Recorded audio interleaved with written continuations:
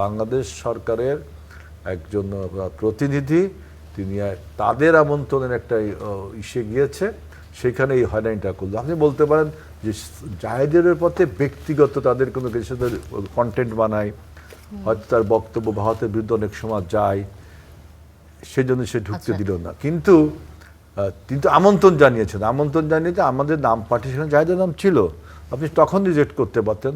অর্থাৎ ভারত যে ব্যবহারটা করলো এটা আমাদের সরকার ভালোভাবে নিল না এবং আউট অ্যান্ড আউট তাদেরকে রিজেক্ট করে আমরা ঠিকই দেশে ফিরে আসলাম। কারণ ওইটা আমাদের যে মেরুদণ্ড সোজা করে দাঁড়াবার যে নীতি, বাংলাদেশ ফার্স্ট যে নীতি, আমরা এটা প্রদর্শন। আরেকটা বিষয় যোগ করতে চাই যে অন্তর্বর্তী সরকারের আমলে ভারতের পক্ষ থেকে বলা হচ্ছিল নির্বাচিত সরকারের সাথে তারা সম্পর্ক স্বাভাবিক করবে, কিন্তু বিএনপি সরকার গঠন করার পর আমরা ভারতের সাথে সম্পর্কটা স্বাভাবিক দেখলাম না। অবশ্যই এই ইস্যুতে আপনি বলছেন যে সরকারের যে অবস্থান সেটি আপনি ব্যাখ্যা করেছেন ঠিক মতোই, কিন্তু আগের সরকার মানে আমি অন্তর্বর্তী সরকারের সাথে যদি এই সরকারের পার্থক্যটা বলি, তাহলে ভারতের সাথে সম্পর্ক স্বাভাবিক করার বিষয়ে কতটুকু এগোলো বাংলাদেশ? শুনুন, ভারতের সাথে এখন যে সম্পর্ক, বিশেষ করে সীমান্তে পুশিন, আপনি জাহের ব্যাপারটা তো বললাম, পুশিন সমস্যাটা, এইটা কিন্তু আজকের সমস্যা না, এটা সেই রাজীব গান্ধীর আমল থেকে 97-98 সাল থেকে বা তারও আগের থেকে এই পুশিন,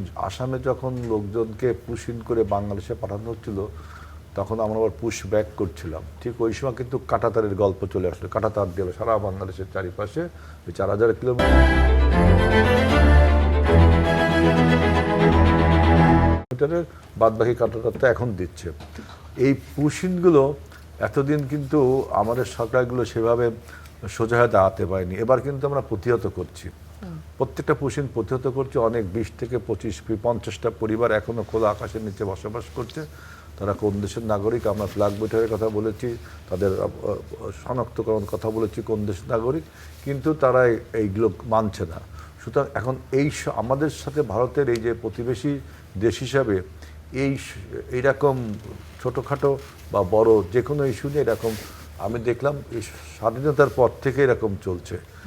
মাঝে মাঝে যখন আপনার বিশেষ করে শেখ হাসিনার সময় বিষয়টা ছিল অন্যরকম, তখন পুরো ভারতের একটা মানে ভারত ব্যাকড গভর্নমেন্ট, অর্থাৎ সব কিছু মেনে নিত শেখ হাসিনার সরকার।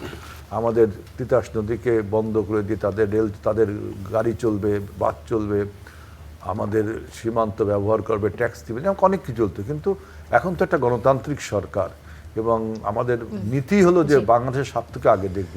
সুতরাং আপনি যত বড়ই সরকার হন না কেন, সীমান্তে দেখেছেন যে আমাদের জওয়ানদের যখন বলেছে যে আমার গুলি করে দেব, তখন আমাদের জওয়ানরা বলছে যে আমাদের হাতেও কিন্তু বন্দুক আছে।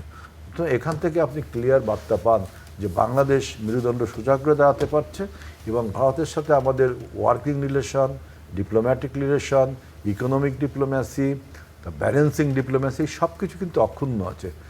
আপনি দেখেন যে ইরান এবং আমেরিকার মধ্যে কি প্রচণ্ড যুদ্ধ হয়ে গেল, এখন আবার তো পিস ট্রিটিতে সাইন করলো, তাই না? সুতরাং কূটনীতি বা পররাষ্ট্রনীতি সবসময় যে স্ট্যাটিক থাকবে তা না।